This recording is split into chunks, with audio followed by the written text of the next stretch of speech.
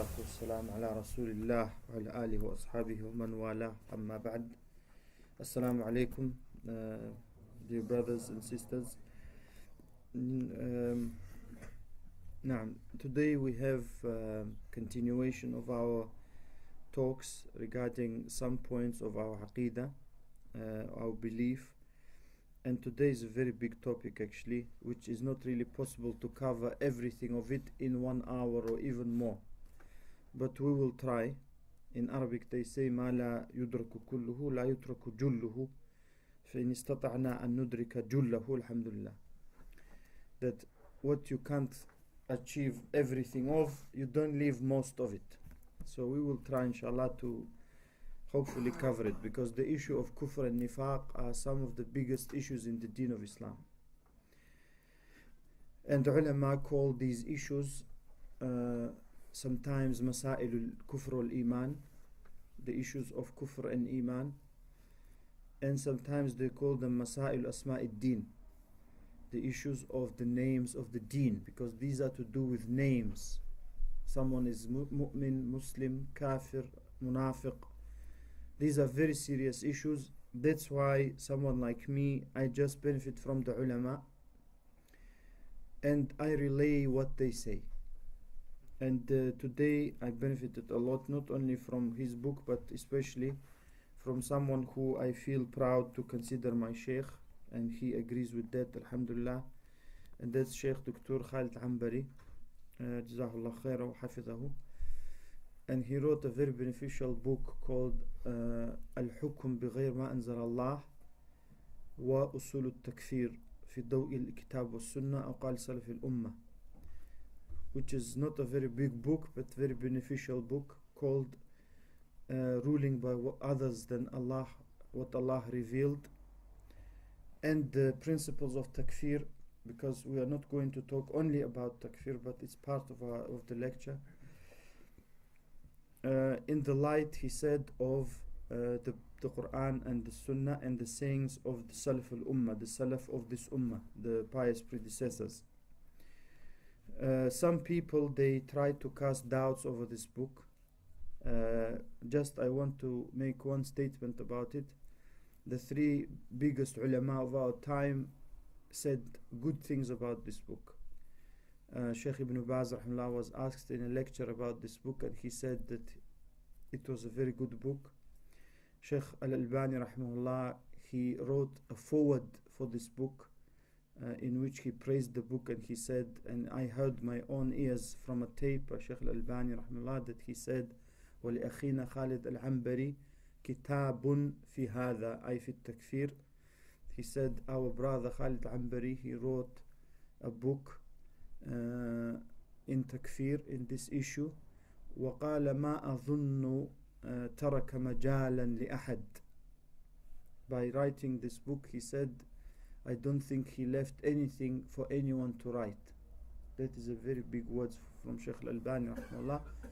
And also Shaykh Ibn Uthaymeen rahimahullah, he was asked, Shaykh said to myself, Shaykh Khalid al-Anbari, they went with some other people and they asked Shaykh Ibn Uthaymeen about the book, and he said that the book is very good. So that is sufficient for us. Those 3, they agree, alhamdulillah. So the book is very good. But we're going to talk about kufr and nifaq, not just kufr. But I benefited greatly from that book. Most of the lecture I based on that book, because he discussed the issue of kufr in detail. And who doesn't thank the people doesn't thank Allah. So I thank Allah subhanahu wa ta'ala, and I thank after Allah, I thank Shaykh Khalid al-Anbari for writing such a nice book, very simple. And today we're going to talk about kufr and nifaq. And as usual, we start by saying the definition of kufr and nifaq in the Arabic language.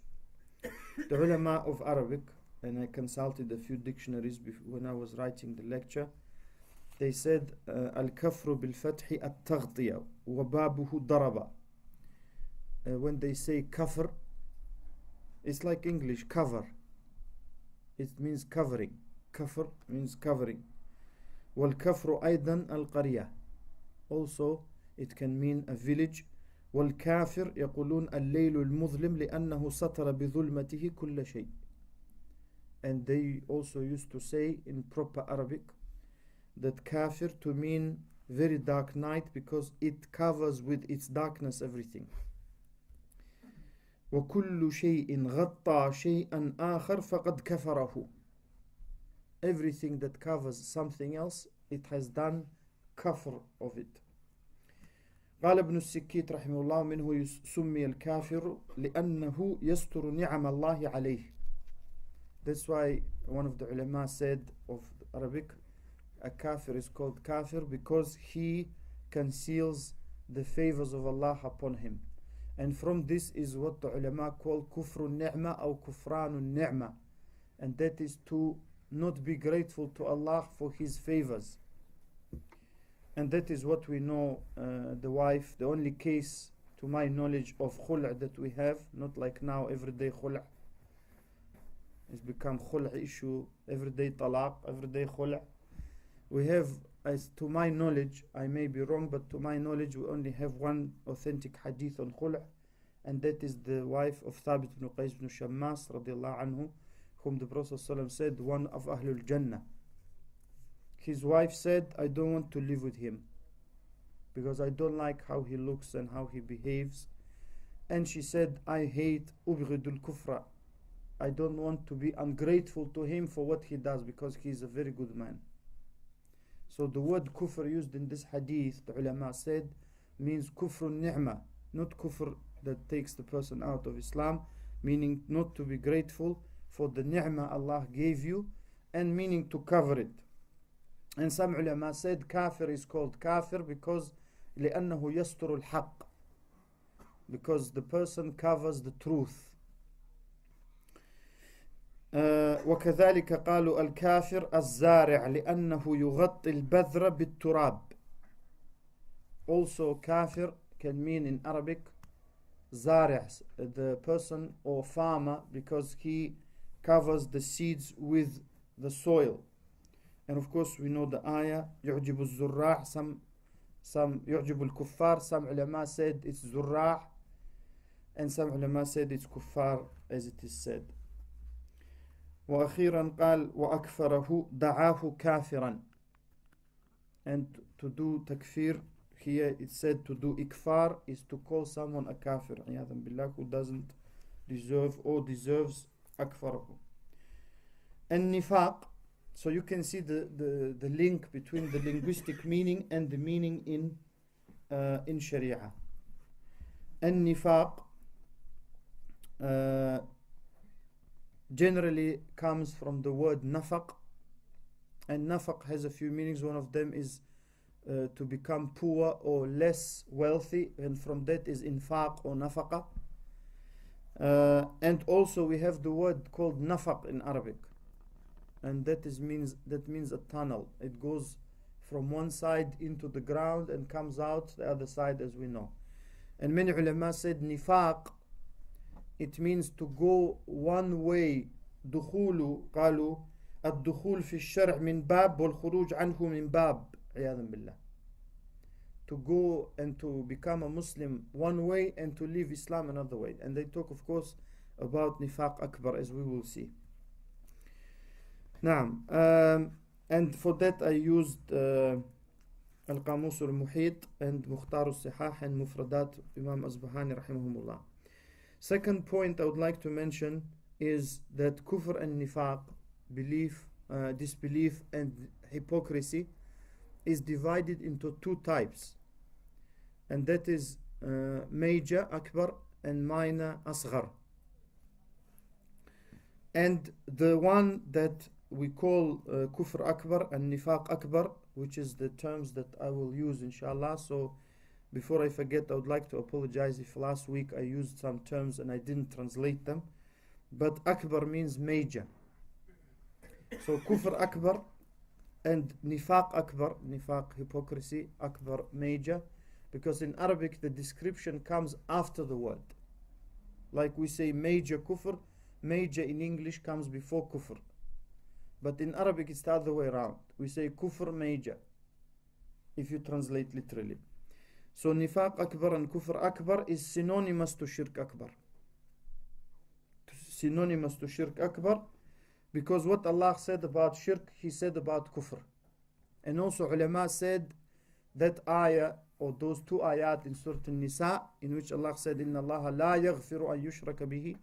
Allah doesn't forgive that shirk be done to Him, or associates equal to Him made up.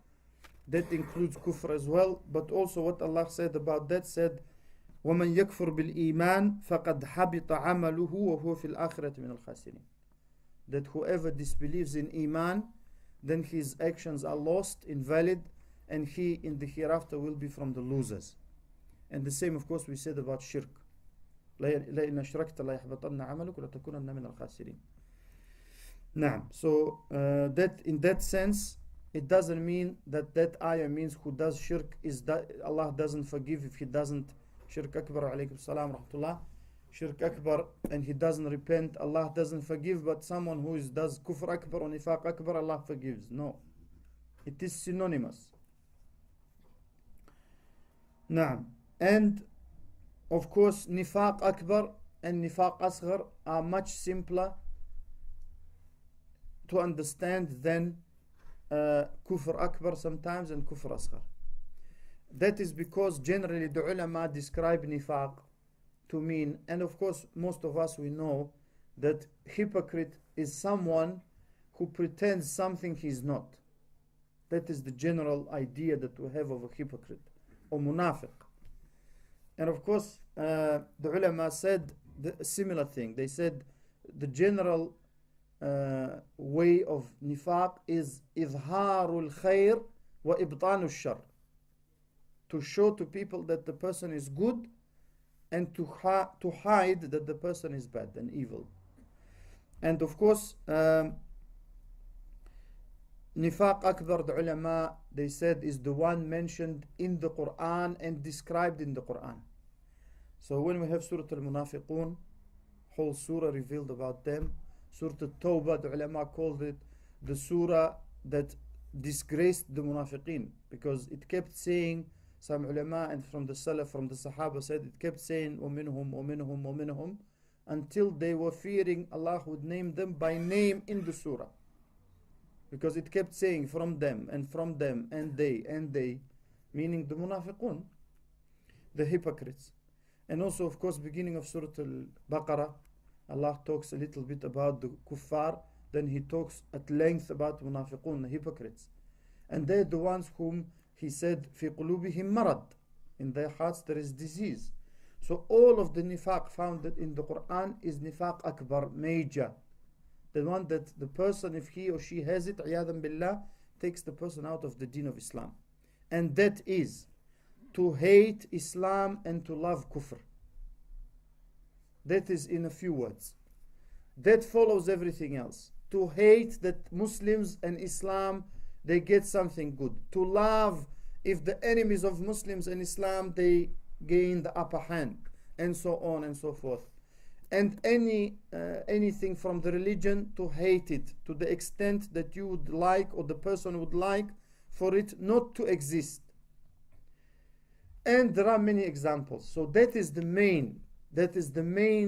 And to ulama gave examples, because sometimes the ulama, when they do tafsir of Quran, they do tafsir bil amthal. They say, for example, this ayah means like this, and they give one example, but they explain by examples. So these are examples. They said, for example, to be happy when the Muslims have some problem. This is a sign of munafiq, iyadhan billah. To be sad when the Muslims have good news, the other way around.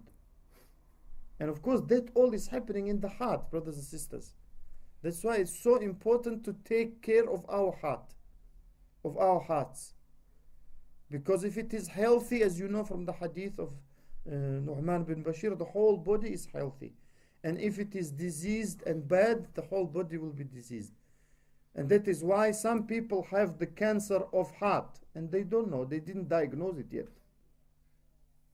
And as soon, the quicker you diagnose any serious illness, the better, the more chance you have of trying to fight it. That is why the diseases of the heart have much more priority than the diseases of the body. And yet, many people, Muslims and non-Muslims, they spend so much money and time and effort to look after their bodies, which is important. But it's much more important to look after their hearts.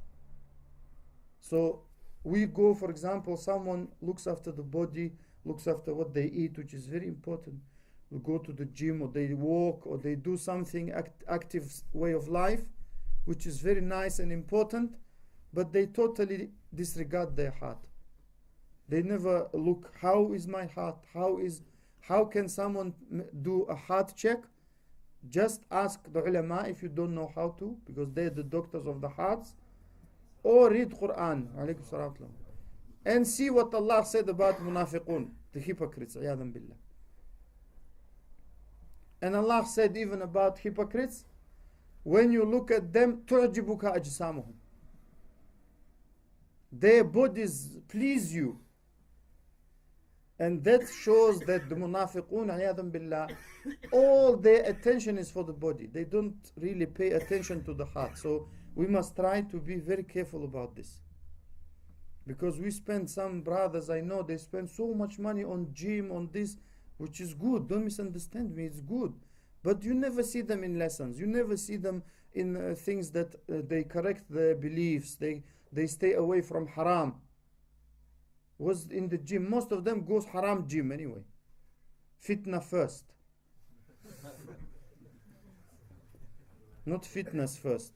Soon as you walk, you have fitna first. Because we men, we know the fitna.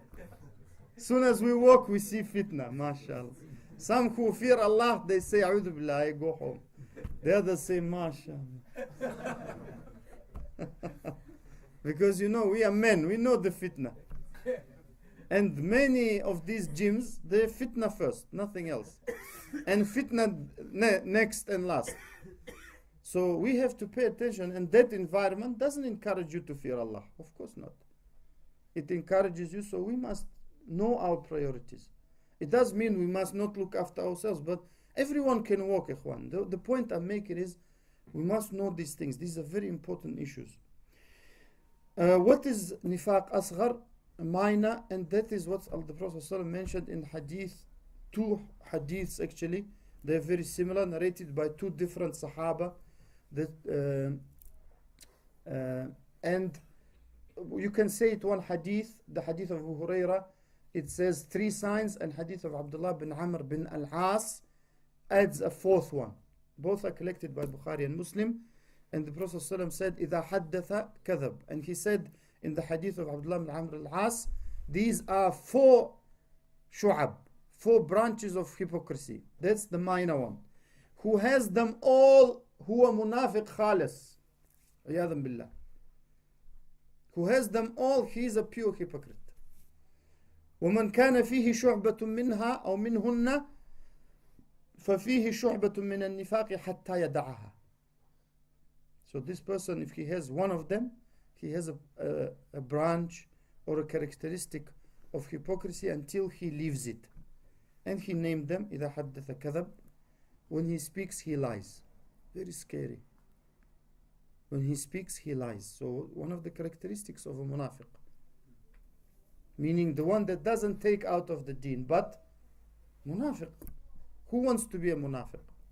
Who is proud to say, I'm munafiq? So when he speaks, he lies. إِذَا وَعَدَ أَخْلَفْ. This is something, subhanAllah, many brothers do.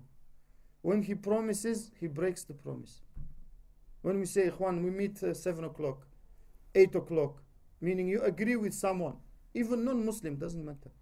We must keep it. Unless we are not able, then that's out of our hand. And now, of course, we have phones and everything. We should try and inform the person. But if we did everything we can to make that appointment and to fulfill that promise, then we don't have مَا عَلَى الْمُحْسِنِينَ مِنْ سَبِيلٍ. We don't have blame. But it's very important. One of the signs of hypocrite is that when he promises, he breaks the promise. Ibn Mas'ud radiallahu anhu used to say that when you promise a child, don't break the promise. When you promise a child, don't break the promise. So we have to be careful about our promises. The third one, إِذَا أُتُمِنَ خَانٍ. When he is entrusted with something, any amana, he betrays that trust. And the Prophet of course said, لا إيمان, very severe words, subhanAllah. لا إيمان لمن لا أمانة له. The person who can't be entrusted with amana, with some trust, has no iman. Meaning he's not a kafir, but he behaves like one. And fourth is the addition in the other hadith, إِذَا خَاصَمَ فَجَرْ. إِذَا خَاصَمَ فَجَرْ. And this also many people I experienced do. When he argues, he goes into fujur, into disobedience of Allah. The ulama explained by saying that fajra an yadda'iya ma laysa lahu, to claim what is not for you in an argument or something, or to reject what is against you. So that's a fourth sign. So these are the signs of a hypocrite. And generally anything that the person does or says that contradicts, like for example some Sahaba, they were asked, I think Ibn Umar or one of the ulama of Sahaba, he said, I go to someone and I say nice things, then when I leave him I say bad things. He said we used to count that from nifaq. Meaning when you go and you say, like two-face, yeah, people say, you have one face, then you have another face. Some have three even, or four, have different pockets for different faces, like this. So that's very dangerous, and we must try our best to advise each other, because if a person wants to worship Allah and follow the Sunnah, they will accept it. If they care about themselves, of course they will not accept it. Now, regarding kufr,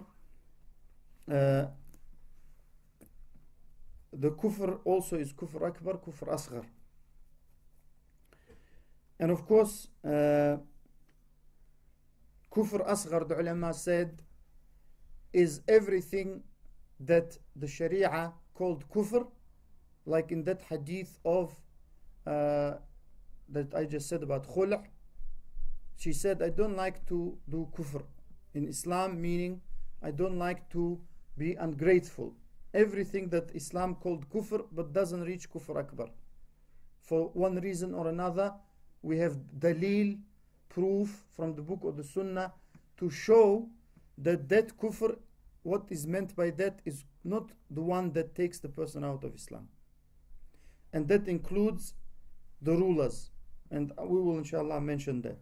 And of course these issues are extremely serious. That's why what Shaikh Khaalid al-Anbari Hafizahullah has done is he took the sayings of the ulama starting from the Sahaba time regarding this issue.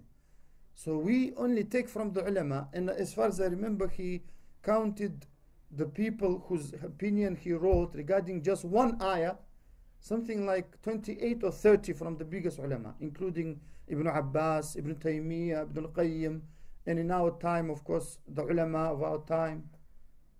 So when we talk about iman and kufr and nifaq and those names, we must always check with the big ulama. The older the better, if possible. Why? Because with time, some ulama, they may change their opinions on some things. And of course, issues of kufr and iman, very dangerous issues. Now we have very young people talking about them, most of the time, unfortunately, in a wrong way. Because they say that person is a kafir, that person is a munafiq. I personally know many brothers who do that. I was once somewhere and I said, how about this brother? I didn't see him. Where is he? The reply was, he's a munafiq. I said, I was shocked, like someone hit me. I said, how can you say that about this brother? He said, why do you say I know him? He's not a munafiq. He said, he promised and didn't do it. I said, then Akhi, you and me, we are first munafiq. Because how many times, sometimes we don't do. We try to fight ourselves to remove it, of course.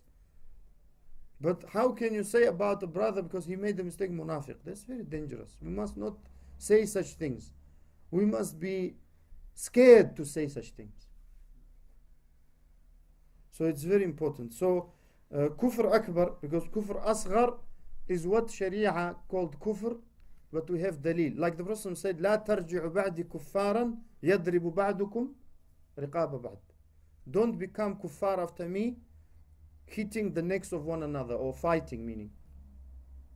And Allah said in the Quran in 2 or 3 places, if the Muslims, if one in Surah Al-Baqarah, فَمَنْ عُفِيَ لَهُ مِنْ أَخِيهِ شَيْءٍ, the person who is the killer, the murderer, if he is forgiven, he called him brother. And also in Surah Al-Hujurat, وَإِن طَائِفَتَانِ مِنَ الْمُؤْمِنِينَ اقْتَتَلُوا, 2 groups of believers, Allah said, they fight. So the hadith doesn't mean kuffar. If Muslims fight, they become all kuffar. Doesn't mean that. Why? We have dalil. So this is kufr asghar. That's very important to know. And of course, most people, they look and say, A'udhu billah, Allah said kufr. The Prophet said kufr. So it's kafir. So if it was that simple, why do we have other proofs? Why do we have Quran? That's why we must try and have two characteristics the Prophet ﷺ praised. When the delegation Wafd Abdul Qais, there was a tribe called Abdul Qais, and they came and asked about when they became Muslim. They came and stayed for a while with the Prophet ﷺ to ask about Iman and what to do, what actions. They said, what actions can we do that make us enter Jannah? And the Prophet ﷺ told them. And the Prophet ﷺ,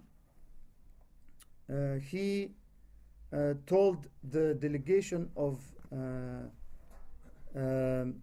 Abdul Qais, Wafd Abdul Qais, there was a man whom he said, Inna fika khaslatayni yuhibbuhum Allah. You have 2 qualities, Allah loves them, al-hilm wal-ana. And al-hilm can be translated as tolerance, meaning to tolerate when others do something bad, you tolerate for the sake of Allah. And it can be translated as mercy. And anat means not to rush to conclusions. Straight away we hear something, oh, that's it. And of course that goes, the older you become, the less you do that, because at least if you don't learn from the deen, you learn from your experiences. So these 2 we should try and have. So when we hear something, we shouldn't rush. Oh, the brother, I saw him like this. We try and look for excuses for that brother or that sister. So that's very important. If we do that in lower than kufr, then it has more right to be done in kufr. And of course we have many examples. Maybe you remember that hadith, the Prophet ﷺ said that Allah is more pleased with the tawbah. I can't say everything in Arabic because it takes longer. Is more pleased with the tawbah of one of you than one of you pleased with his camel or riding animal that goes with all his food and drink in the desert, and then he thinks he's going to die, and then he sleeps and finds his camel again. And what does he say? Because he's so happy, he says, oh Allah, you're my slave, I'm your Lord. Is this kufr or not? It's kufr, of course. Who can say Allah is my slave? A'udhu billah. And the Prophet said, أخطأ من شدة الفرح. He has an excuse. What that excuse is, he was so happy, he doesn't know what he's saying even. طيب? That's one hadith. So we will talk about that. And the second hadith, and this hadith is Bukhari Muslim, and the second hadith is also in Bukhari Muslim. It says, a man before you, the Prophet said, there was a man before you, he didn't do many good deeds. He was a bad man. And he was afraid that Allah would punish him. And he said to his children, when I die, أحرقوني, burn me, and take my ashes and scatter half in the sea, half bar on the ground. And the children did. Because he said, if Allah is able, look, if لَإِنْ قَدِّرَ اللَّهُ عَلَيَّ, if Allah is able to bring me back, that kufr or not? To doubt that Allah is able to bring you back? Then He will punish me severely if He is able. So then Allah said to the sea, gather, make what was in the sea, and to the ground, and then he was a man. Allah will say to him, Ma hamalak, what made you do what you did? He said, Khashyatuk, I was fearing you. He will say, Qad ghafartu lak, I have forgiven you. So these ahadith is very important for us to understand. Before we talk about, we shouldn't be talking about takfir and kufr and iman and these. But when we talk, we must understand that these ahadith, they're not just somewhere we found in unknown books. These are Bukhari and Muslim. And many people, shayateen ins, people of bid'ah, people of fitna, they don't want you to know them. Because if you know, you will say to them, what do you say about this hadith? And they will be stuck. They have nothing to say.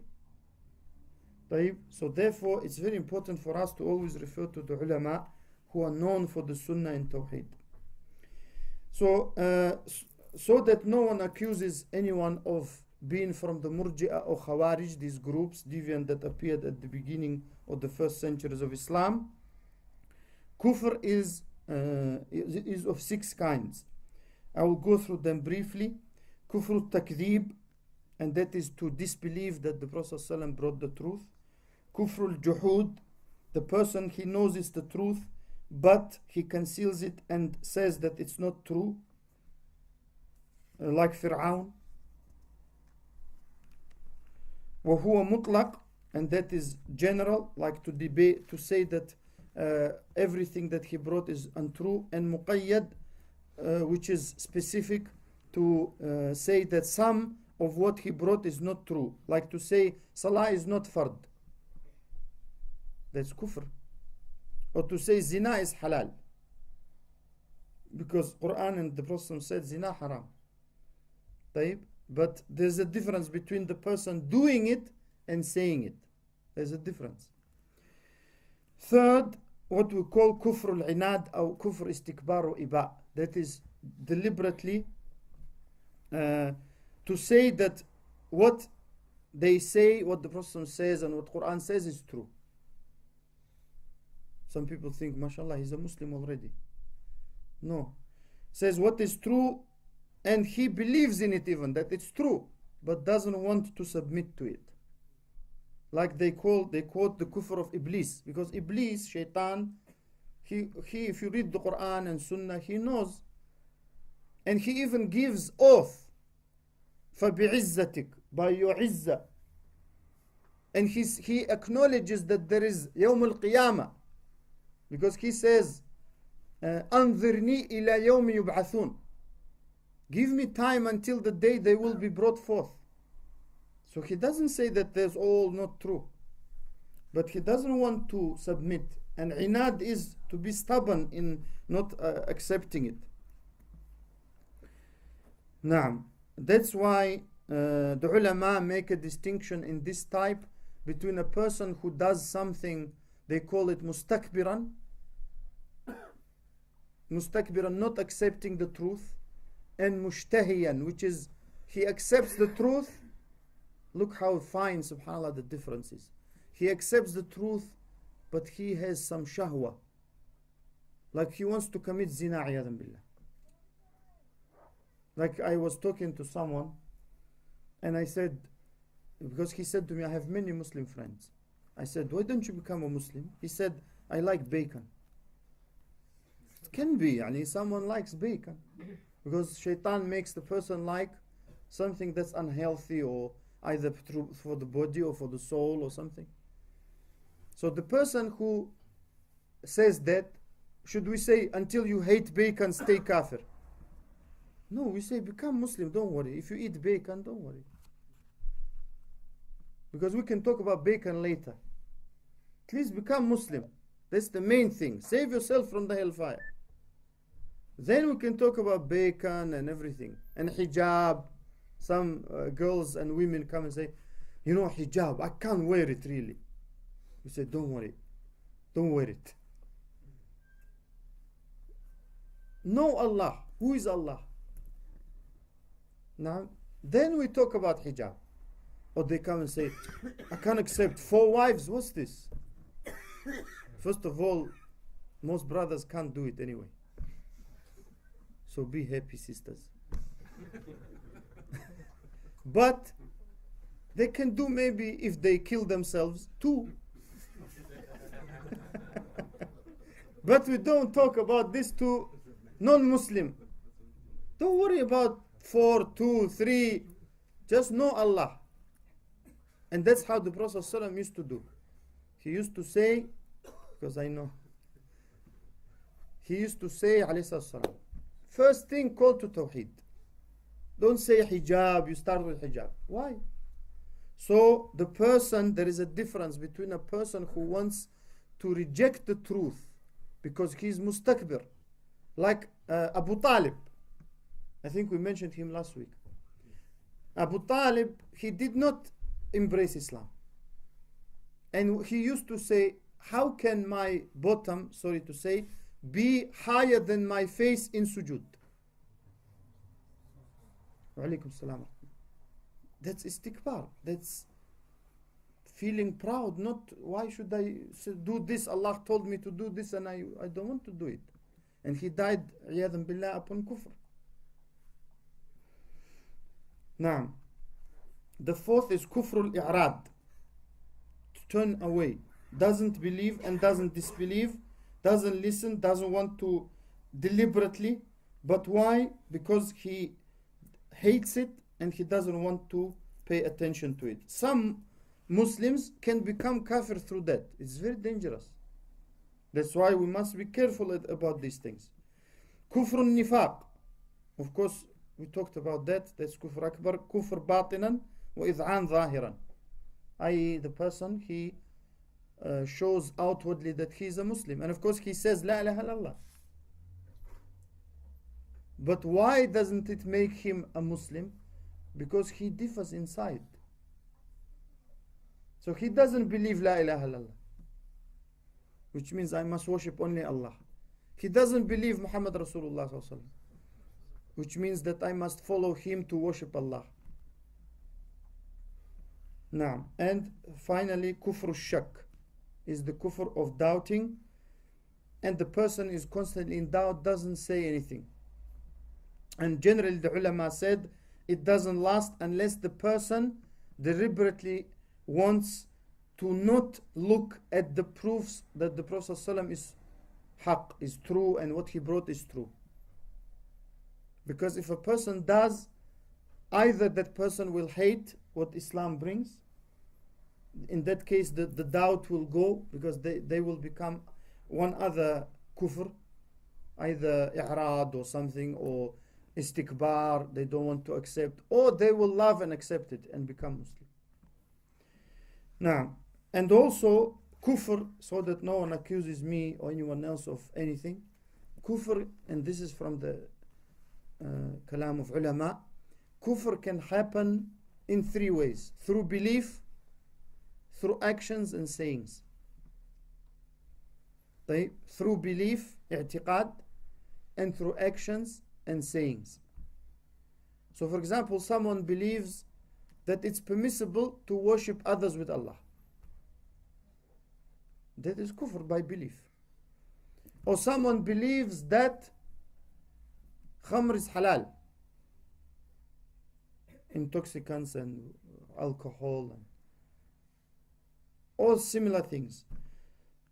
And we will see inshallah regarding amal, the ulama give examples of actions like to disrespect the Quran. They say specifically, even though I feel bad to say it, but I will say to show that, is to throw the Quran in dirty places. And that's, we will talk inshallah next week when we talk about magic. That's one of the ways the shayateen, the jinn, the kuffar jinn, non-Muslim jinn, they they get the magician to be with them, to serve him. They say, to serve you, you must do something like that. Or to pray 4 times, not 5. And to believe that it's not obligatory to pray 5. That's kufr. Because why? It contradicts the Quran. You're saying Allah didn't say the truth. And it contradicts the Prophet ﷺ. And Ibn Mas'ud said, وَهُوَ الصَّادِقُ الْمَصْدُوقُ, that he is the truthful and the one who is believed, and the one who has been said he is true by Allah. Now, and of course statements like abusing Sabbuddin, abusing Islam, abusing the Prophet ﷺ. Unfortunately, in some Muslim countries, it's widespread. Abusing the deen, abusing Allah, ikhwan. If you don't believe, ask some brothers who know. In some countries, it exists, unfortunately. When they get angry, they abuse Allah, they abuse the deen. They do kufr. We don't say they're kuffar, I will explain why. Takfir, to declare someone to be a non-Muslim who is a Muslim. Because we don't differ regarding who is not a Muslim. Because the ulama said there is a difference between hukm al-zahir, hukm al-dunya, wa hukm al-akhirah.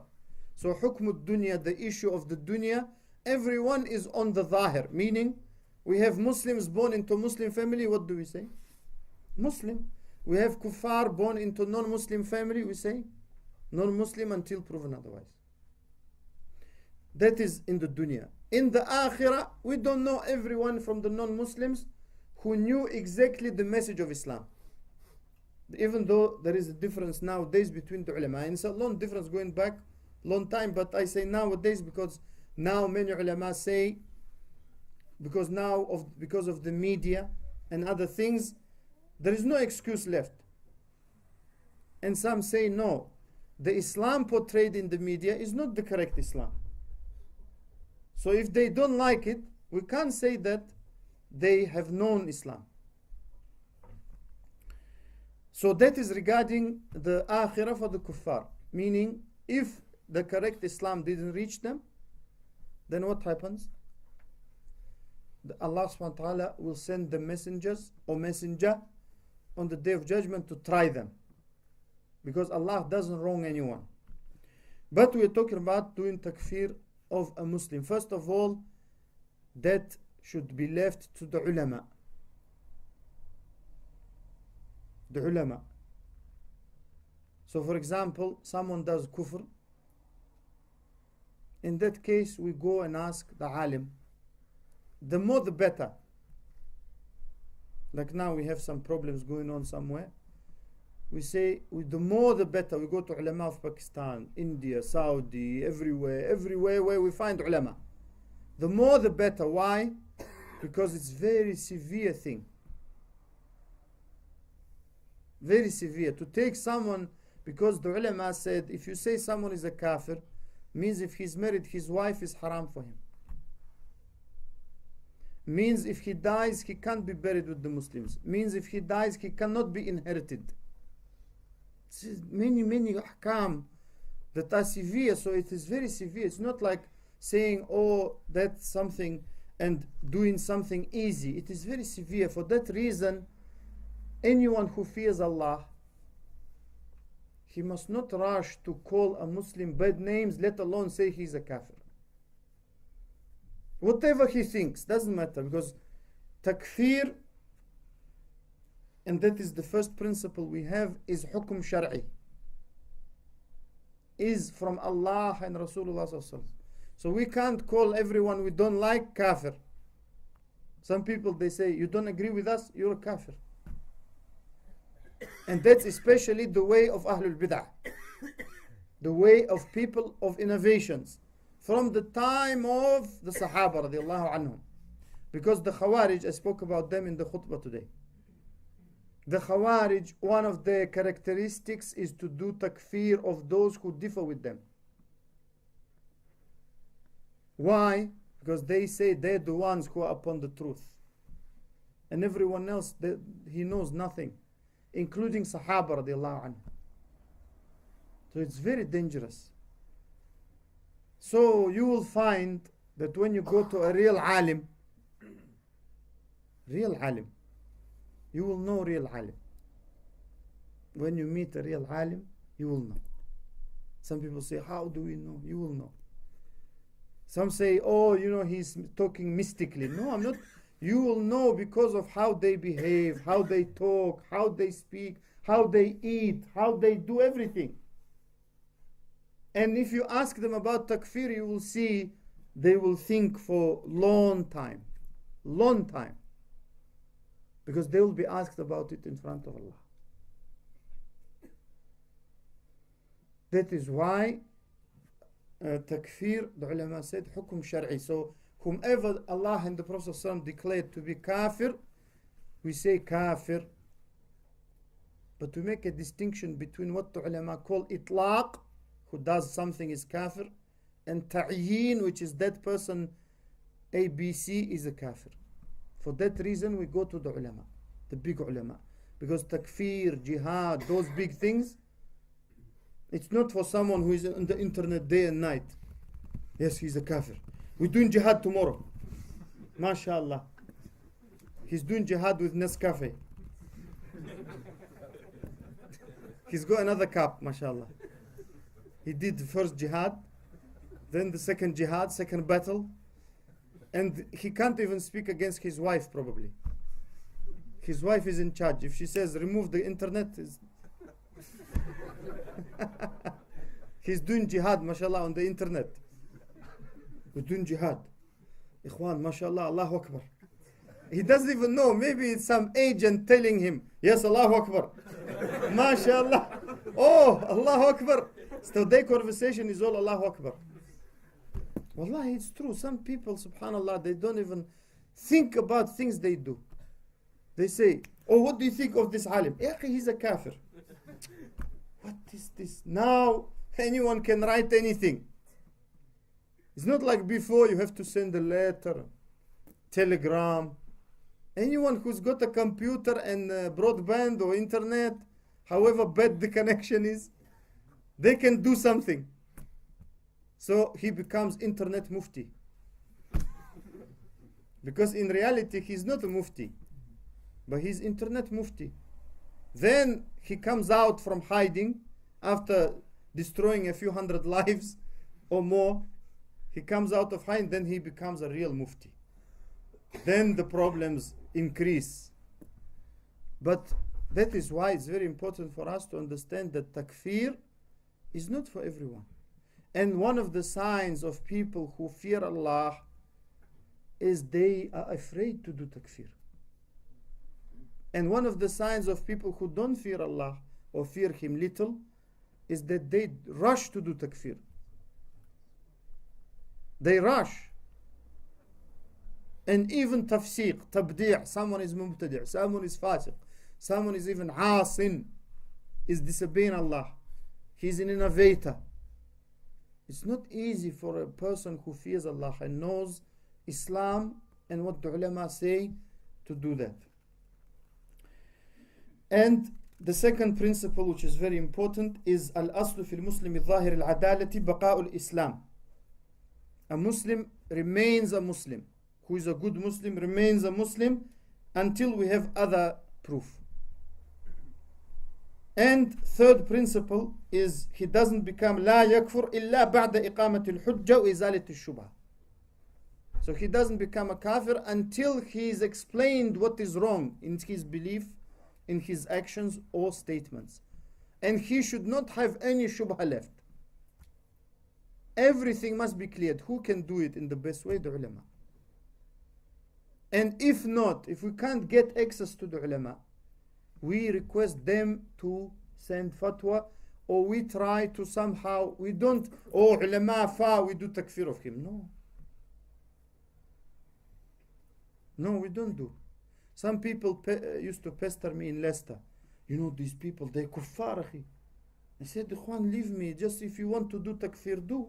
But I can't do takfir of them. I'm not in a position, number one. And I don't want to. If you want, even one of the sheikhs came, they asked him the same question.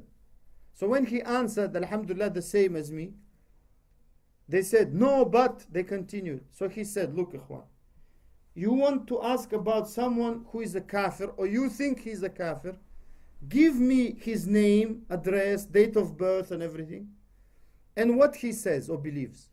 I take to the ulama. That's it. All of that, ikhwan, I'm saying because we have now big fitna in the Muslim world. That fitna is not new. It started all the way the time of the Sahaba radiallahu anhu. And the Prophet said it will not finish until some of them or they fight with the Dajjal. Not against the Dajjal. With the Dajjal. So don't be surprised if someone says everyone is a kafir, wholesale takfir. One sheikh said to me in Jordan, and he knows him personally, he said, there is a person who does takfir of himself. He says, A'udhu billah, that's kufr, I became a kafir. So he goes and says, Ashhadu an la ilaha illallah, and does ghusl, says, Alhamdulillah, now I'm a Muslim again. It's true. I mean, it reached such levels because they are fed with the wrong information. If you have a nice tree and you keep watering it in a bad way, what do you get? Ugly. Doesn't grow nice. And if you have a tree that you water with nice water and give nice nourishment, which is the correct knowledge, the correct belief, it grows into a nice tree, which Allah spoke about in Surah Ibrahim. Another principle, very important, there is no difference in that, in takfir and in excusing someone by jahl, by ignorance, between what some people call usul and furuh, which is the more important things and less important things, or belief and fatwa. What it means is, if someone has some problem in Aqeedah, he may have that problem because they believe something and they have an excuse. For that reason, that stops the alim from doing takfir. Like for example, some ulama used to say, like Imam Ahmad, Ibn Taymiyyah, rahimahumullah, and others, and of course some people abuse Ibn Taymiyyah and do takfir of him even. They don't know anything about Ibn Taymiyyah, rahimahullah. Some people, they say, Shaykh al-Albani is such and such. They said, do you know Shaykh al-Albani? He said, no. How can you say? If you say, that car is rubbish, say, did you drive it? No. Do you know anyone who drove it? No. How do you know it's good or bad? I just don't like it. You can't do like that. We are talking about the ulama. Ibn Taymiyyah, rahimahullah, why do you hate him? Why do you love him? You have to know. Everyone has to know. So Ibn Taymiyyah, Imam Ahmad, other great imams, they used to say, Imam Ahmad, look, subhanallah, 3 khalifas punished him. Let's say 2, the third had rahmah on him. And they used to say, you must say Quran is created. Quran is sifa, is kalamullah, speech of Allah. Speech is an attribute of Allah. So how can an attribute of Allah be created? So it's not correct belief. And Imam Ahmad used to say, it's kufr to say it, but the rulers who used to say it, when they died, he said, Allah maghfir lah. Oh, Allah forgive them. Because he said they were juhal, they don't know. They just repeat what some others say. And Ibn Taymiyyah rahmallah used to say to some people who argue with him, look at his rahmah, ikhwan. If I said what you say, I would be a kafir. But you are not. Where do we find this from people of bid'ah who call us Wahhabi? Where? They talk about bad manners. Where is the good manners? Where? Good manners only between themselves. When it comes to Sunnah and Tawheed, bad manners. Kafir, kafir, kafir. Where is it? Ibn Taymiyyah rahimahullah, he used to have an opponent called Bakri. He was extreme Sufi. He used to say it's permissible to seek help from others than Allah. Kufr Akbar. And he refuted him. He has a famous book called Rad al-Bakri. That Bakri, he made a problem with Ibn Taymiyyah rahimahullah. The ruler became aware of it. they started looking for him because he hit Ibn Taymiyyah. Hit. Physically. Assault. Ibn Taymiyyah rahimahullah didn't do anything. That's what people don't know. Many people don't know. So the people complained that he hit Shaykh Ibn Taymiyyah rahimahullah. So the ruler started looking for Bakri. He hid everywhere. No place to go. He went to the house of Ibn Taymiyyah. How does he know he's going to let him in? He knows. He knows. And Ibn Taymiyyah hid him. Allahu Akbar, ikhwan. He hid him. And he went to the ruler, said, please don't punish him. Because he repented. Where is that now? Where is it? And what do you think that had an effect on that man? More than 1,000 muhadara. Correct or not? Naam. So that I'm saying just to show how great Ibn Taymiyyah was, rahimahullah. Only great people can do it. So before you abuse or someone abuses good people, and especially ulama, great ulama, the scholars of this ummah, rahimahumullah, we must fear Allah and we must know about them a bit more. And of course the ulama mentioned about udhr, being excused. They said in issues that are more difficult, we should give more excuse. In places and times where there is more jahl, we should give more excuse. I personally, I'm born into a Muslim family. But even when I read and I started learning, I'm still just a beginner. But when I was just at the very beginning, I started learning and I read some ulama, they say, you know, some people far from ilm, far from Ahlul ilm, the ulama, they believe like this, they have excuse. And I said, subhanallah, I will tell you something you won't believe. When I was there where I came from, the former Soviet Union, now called Russian Federation, we as Muslims, we used to believe khamr is halal. Because we used to fast Ramadan, after that, after iftar I mean, not Eid. Eid of course. You have to have. If you're a guest, the first thing they used to put, now alhamdulillah, many do still but less. They used to put vodka. We used to believe that zina is halal, girlfriends is halal. All of these are kufr akbar, ikhwan. But the ulama, they say places far, and if someone said you're a kafir, we would have fought him. We don't accept. And that I'm giving you not to say we are proud, of course not. These are mahasi. Iyadhan billah, we seek forgiveness from Allah. But I'm giving you examples of what can happen when people are far away from knowledge. Because the first thing, the people who want to make us far away from knowledge, what do, you think? Remove Arabic. Because if you don't have Arabic, you can't read anything. And if you can't read anything, you don't know much. That's the first thing. Look in history. If you don't want anything else, just look in history what people do when they go to Muslim countries. Somalis, they used to have Arabic alphabet. Many countries, any country you name almost, used to be Muslim, they used to have Arabic alphabet. So that the ulama give excuse. So the person who is in that environment or in that place has more excuse. So someone who never heard of Islam and he believes certain things, of course they have excuse. The media they watch, ikhwan, brothers and sisters, what do they show? Ahmadis, or better not to call them Qadianis, mashallah, Muslims, yeah? They're not Muslims. They say we have this and we have that, another prophet coming, and someone becomes, and Shaykh al-Albani rahimahullah used to give example by them. Imagine someone became Muslim believing Qadianism is Islam. How can you say that he knows Islam?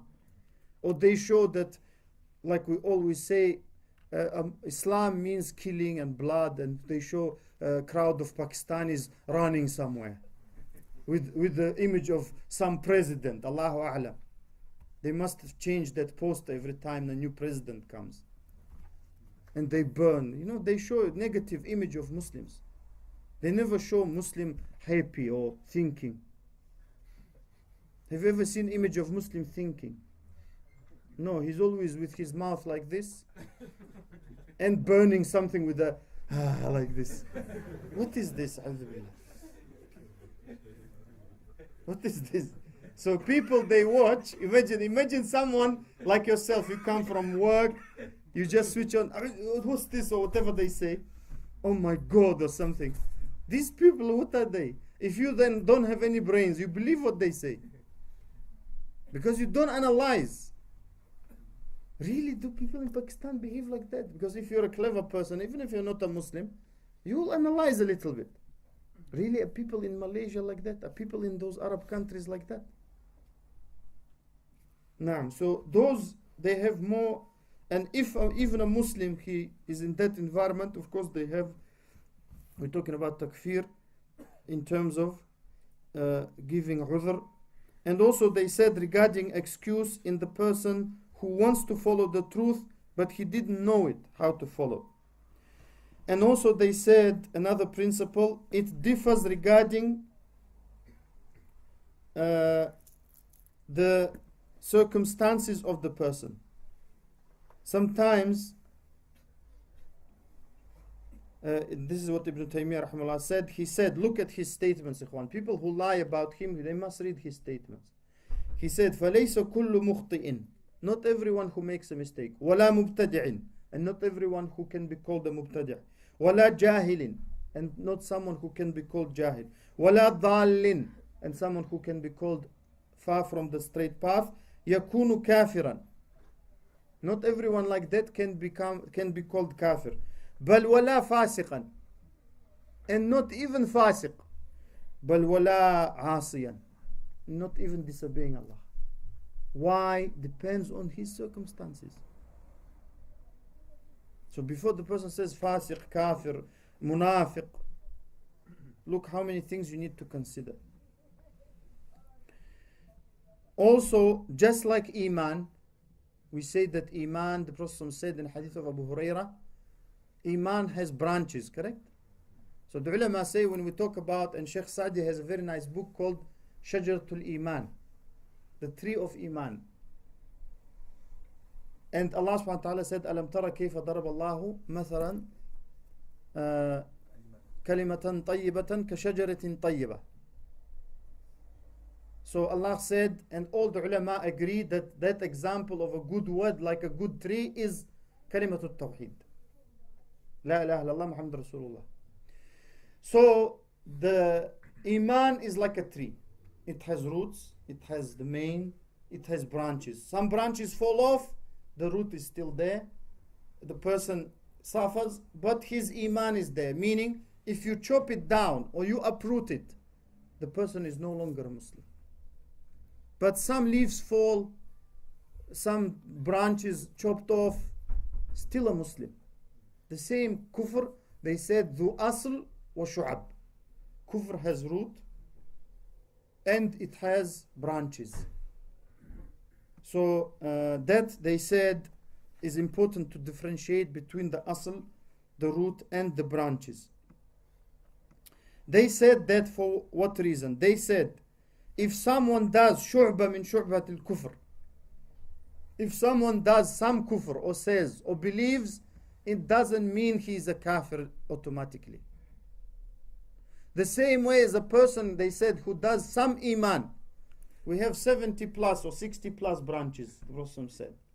What's the highest we know? A'laha, la ilaha illallah. Qawlu la ilaha illallah. So saying is iman, correct? Adnaha, what's the lowest, the Prophet said? An example he gave. To remove something, adha an al-tariq. So something that harms the people.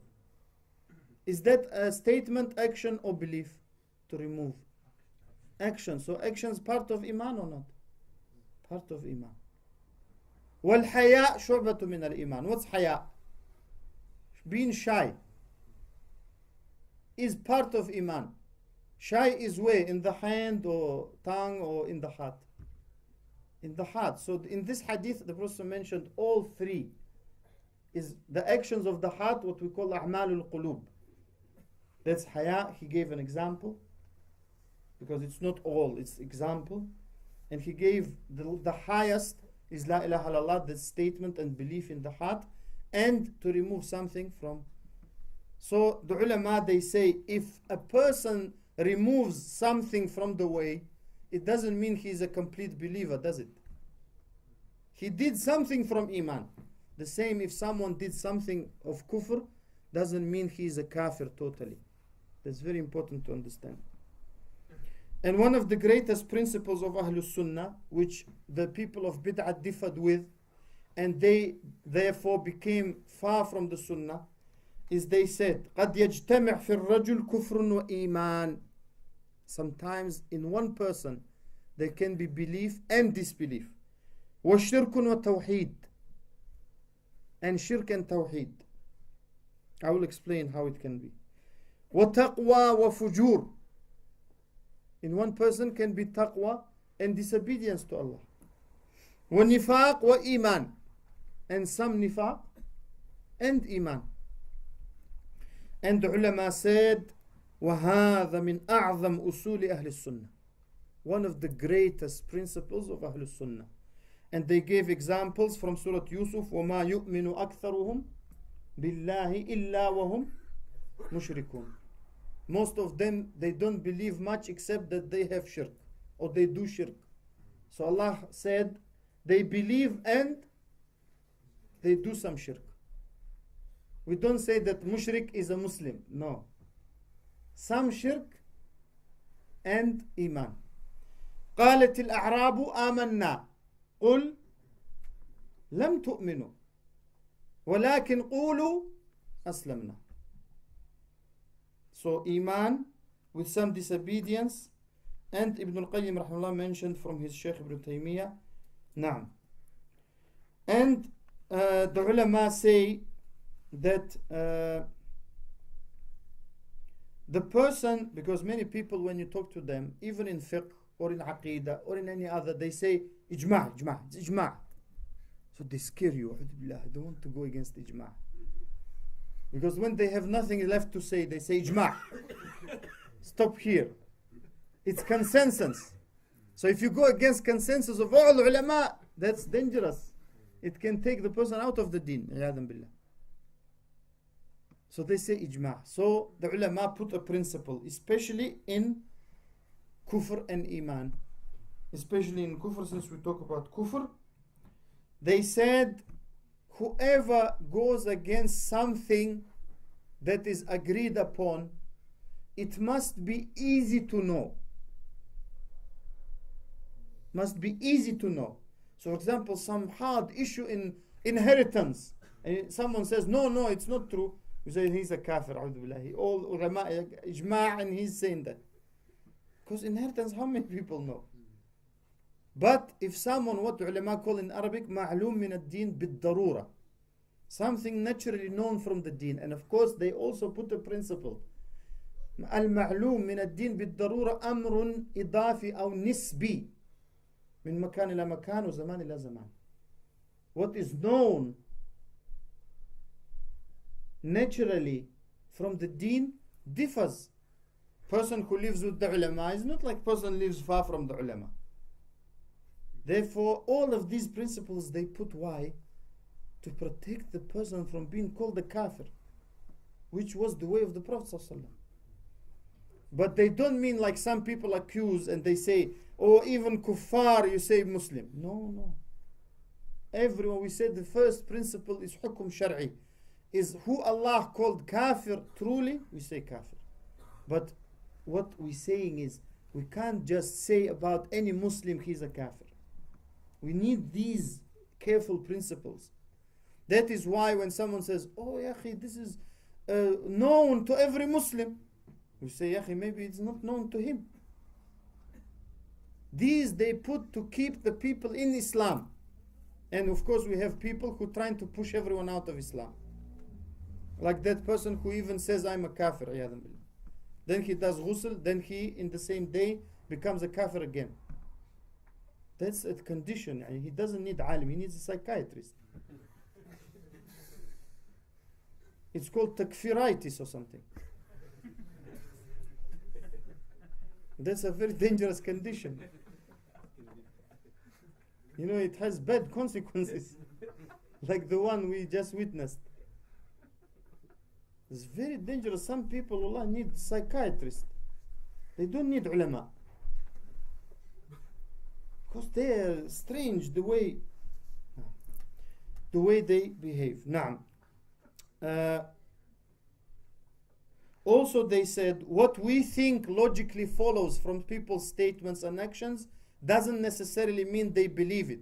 Because if we say, you just said this, it means that, and that's kufr, we can't say that. Naam.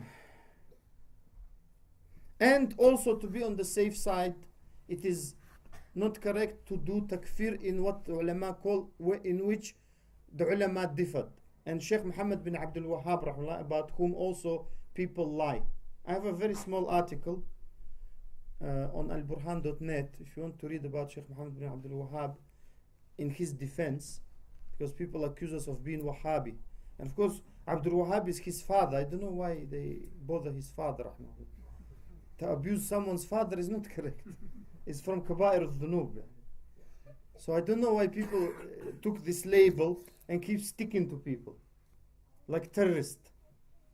Naam? Wahhabi. Or you call to Sunnah, a'udhu billah. Naam? So Shaykh Muhammad bin Abdul Wahhab, rahimahullah, and the people lie about him. At least read what he said and then talk. He used to say, وَلَا نُكَفِّرْ إِلَّا بِمَا أَجْمَعَ عَلَيْهِ الْعُلَمَاء. He used to say, I don't do takfir except what all ulama said is kufr. All ulama. Even if they differed, he says, no, I don't want to do takfir. Look what people lie. They say he does takfir because that's why he said it.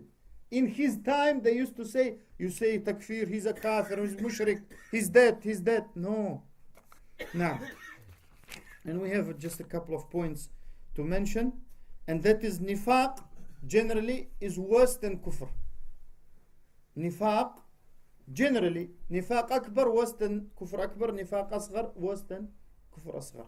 Generally, because Allah subhanahu wa ta'ala said that the hypocrites, as far as I remember Surah An-Nisa, fi ad-dark al-asfali min an-nar. Because the ulama who did tafsir of this ayah in the lowest level of the hellfire, they said what? They said nar has levels just like Jannah. The hellfire has levels. And the hypocrites, they will be in the lowest. And of course their punishment, it will come before even they reach that stage. Because they will be taken the light away from them. As Allah subhanahu wa ta'ala described. And finally, since we don't have much time left, we say that there are certain shurut, there are certain conditions of takfir, and there are certain mawani', we call them. They're very easy to remember. The things that prevent takfir. And those are generally three. Ilm, the person knows that what they do is kufr. That's why Ibn Taymiyyah, Imam Ahmad, they said to them, if I said that, I would be a kafir. Because they don't know. Look, even he talked to them. He talked to them. And now we say, after 2 minutes, Akhi, I explained everything. What's wrong with you? You don't believe? A'udhu billah. Yani Ibn Taymiyyah rahimahullah explained everything to them. They used to say when Ibn Taymiyyah rahimahullah gives a lesson, some people sleep because he goes on for 3 hours, 4 hours. Some people sleep. So they say, Sheikh, sleeping. People are sleeping. So he stops. Imagine how he explains to them, rahimahullah. And he says, if I said what you say, I would be a kafir, but you are ignorant people. You are ignorant people. So ilm is shart. Ilm meaning the person must know that what they say or believe or do is kufr. That's why not everyone who does kufr is a kafir. Like to do sujood to someone out of ta'zim, to respect. Is it allowed in Islam or not? How about ruku'? To bow. Is it allowed or not? Some brothers go martial arts, yeah? And the Japanese culture and Chinese culture, they say, just out of respect, just do some ruku'. I know because I used to go. So I said to one instructor, I said, you know, I'm a Muslim. So he got a bit upset. I said, I'm a Muslim, so I can't do all this ruku' and stuff. They used to do sujood even, ikhwan. To the founder, sujood. To the hall. What's the hall? To the hall sujood. What's the hall? Yani there's nothing to do sujood to except to hall. To the instructor, sujood. I said, I can't do all this. He said, I can't teach you then. I said, no problem. We don't do shirk. We don't do kufr. Yeah. Many brothers say, no problem, just he's out of respect. You respect him or Allah more? Mu'adh ibn Jabal radiallahu anhu, he went to Sham.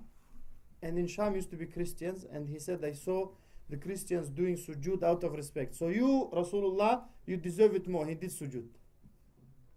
The Prophet said, no, it's not allowed. So he didn't say kafir, just do shahada now. Naam, because he didn't know, number one. And to do sujood, the ulama said to sanam. Idol is kufr amali, is kufr by action. And it can also include to do sujood to someone else, believing that they are like that. These are all texts to show that ilm, to know that what the person does is kufr or shirk or nifaq akbar. Ikhtiyar, that the person does it on his own choice, of his own volition, doesn't get coerced into it. That's why Allah said, Surah Al-Nahl, إِلَّا مَنْ أُكْرِهُ وَقَلْبُهُ مُطْمَئِنٌ بِالْإِيمَانِ. Except the one he is allowed to say kufr, who is forced, and he meaning forced, you must say kufr. Oh, I'm forced now. No, the ulama said either he fears to be killed or to be severely tortured or something like that. Allah allowed to say kufr, but to believe that you say with your tongue, not with your heart. You don't believe in that. وَلَكِنْ مَنْ شَرَحَ بِالْكُفْرِ صَدْرًا. That the one who accepts kufr. So, qasd, meaning the person must intend to do that action, not intend kufr, because no one intends kufr, the ulama said.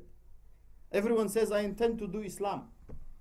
I had a few meetings, or one I think, or two meetings with Qadianis. They say, we are Muslims. Why they say, your ulama, they do takfir of us. So they say, we are Muslims, we do Islam.